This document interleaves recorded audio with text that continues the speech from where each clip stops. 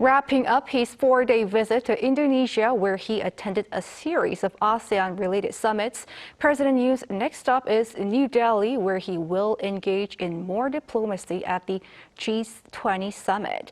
Addressing North Korea's nuclear and missile threat is among his key agenda. Our correspondent Oh Soo-young tells us what to expect. President Yoon will extend his multilateral diplomacy at the G20 Summit, calling for stronger action to curb North Korea's nuclear threat and joint efforts to strengthen solidarity on common global challenges. After wrapping up his four-day official visit to Indonesia on Friday afternoon, the South Korean leader heads to New Delhi for the two-day summit of world leaders. Upon his arrival, Yoon will meet with Korean expats in India before the first session on Saturday morning, where he will discuss South Korea's response to climate change and push for greater assistance for vulnerable countries to make the green transition.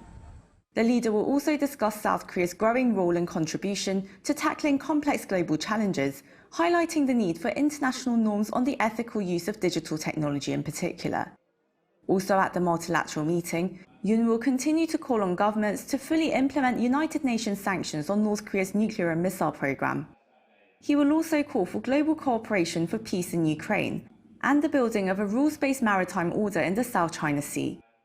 The top office says Seoul's growing push for freedom, peace and prosperity shown in Yoon's multilateral diplomacy is rooted in the spirit of Camp David, declared by the leaders of South Korea, the US and Japan at their trilateral summit last month. The force behind Korea, the US and Japan's trilateral collaboration has also inspired Seoul's responsible diplomacy, which pursues freedom, peace and prosperity in the Indo-Pacific. Will endlessly strive to establish an international order that is rules-based and grounded on universal values. Yoon's office says India is a key partner for South Korea's growing engagement in the Indo-Pacific, and that attending the G20 Summit in New Delhi provides a chance to enhance Seoul's status as a responsible player in the world order and deepen cooperation with various multilateral bodies, including the G7, BRICS and MICTA.